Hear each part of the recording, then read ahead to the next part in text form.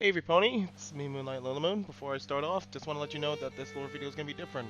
I know the first one I did was a long time ago, and I was a little bit nervous to do more, but since it was well received last time, and since the lore of Into the Blue and the Petuniaverse is so vast, I feel like we can go into more of it today, even though this is way overdue before the finale of Act 2, I think. The lore is vast, the lore is hidden through the seams as I do my directing of the videos and the stories. I like it to be swim through and then we could talk about it like that. It's a little weird formula, but it kind of works when I can put it all together, just in case some people missed the subtle hint. The subtle hint of today's video and the lore topic is what actually happened to Agent Zero, and what Project Zero was. Now, Project Zero in Clymene's eyes was basically just to kill Agent Zero, but there was one key factor of how she was going to do that, and that was one person in general, Bondi. Like Bondi cried and pleaded to Oceana before, she was forced to kill people at a young age. But the thing is, if you look closely in Bondi's eyes, she looks emotionally dead, and she just doesn't have a care in the world, even though she was forced to kill at such a young age. Again, like I said before, that's messed up. But it wasn't messed up for Clymene, who had to get the results she needed, and using Bondi to her own disposal. I invite you, my wildflowers, to come with me as we look deeper into what Project Zero actually was.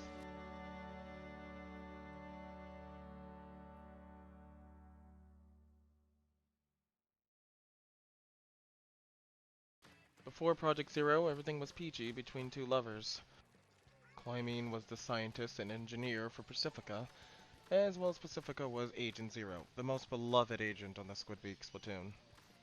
Pacifica was quick, fast, and cunning, and Clymene was, well, super smart, but yet to the point to be deadly. Well, from the deadly we know. She was actually sane, if you could actually believe that. But one thing you can believe is they both loved each other very much. Until, well, one day. Now, before I continue, this is going to be a little spoilers for the finale because, well, click off now if you don't want to hear it, but, last warning, saying it again. Clymene got Bondi to kill Pacifica over one disagreement. One disagreement that could be explained best by Pacifica herself. She wanted me to drink a super drug. A drug that could enhance my abilities tenfold. And even though I am strong on my own, I just couldn't. She came up with one bizarre idea that really crossed the line. An idea that if she took some of my human DNA and mixed it with this drug, then we can end the wars and start a utopia of our own via cloning projects. But the problem is, no one would have free will. And with the last free will of her own, well, Pacifica left Clymene. And you can pretty much guess that was the final straw with Clymene's mind. It went snap. Like a pretzel. Terrible analogy, I'm so sorry. But to say the least, Clymene had one ideology in mind. It was either adapt in the world or die, and as she saw her girlfriend didn't want to comply with her, she had one plan for her, and that was for Agent Zero to die. So we go over the plan of Project Zero first as possible. 1. Get Bondi to play the survivor card of a recent attack by the Octarians. Basically, just plop her in the middle of an afterwar.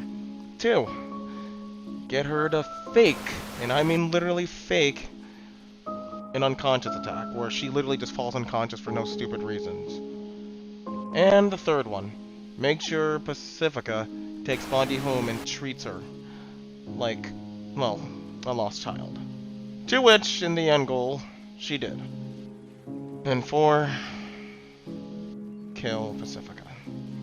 To which Bondi did, by stabbing her multiple times. And it worked. And by the end results, to go a little spoiler lore, Clymene did get her DNA.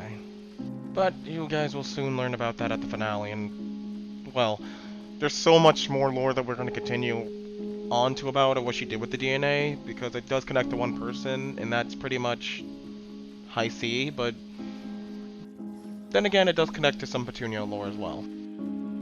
I'm being legit serious. If you go back and watch one of the Petunia episodes, I think it was season 3, that I'll link in the description. It will explain a cloning project that High C was in that Oceana rescued her from. And I'm telling you, it's going to connect. Yes, the lore is confusing, but in the Petuniaverse, I'm going to try to straighten it out, which I am terrible at doing with my universe as best as I can. But you guys got the answer today as I just strung most of what the hell happened with Project Zero and how Bondi killed her. Well, the connection is still fresh with Clymene of basically being used to kill Pacifica just because Pacifica, well, said no to Clymene's world domination plan. I guess Clymene was just being, like, you know, a big crybaby about it. And she just have a way, so if you know what they say, if you can't adopt your plans, you might as well just kill them off. Which I'm not saying you should do, I'm just saying before the FBI come knock down my door. Goodness. But that's all we have for today. Sorry if this lore video feels rushed and out of sorts. Yeah, I've got this script in my lore videos more better often. I'm just running off of trying to get it out there before Act 2 finale is. There's so much work we still have to do, and I know there's going to be more lore revealing in the finale itself. Well, it's not going to feel like a finale, I think it's just going to be like a giant hiatus before Act 3, but there's so much more topics we can talk about as soon as Act 2 finale is done. So, until then, thank you guys for listening. If you like this video, remember, subscribe and like me. Peace and love to the world, and I'll see you, my Vimahana, and my wildflowers in the future. Thank you, my patrons. Link and my YouTube members for also help me financially support this video as well. You guys are awesome, but your viewership is always enough. Peace out, Little Moons.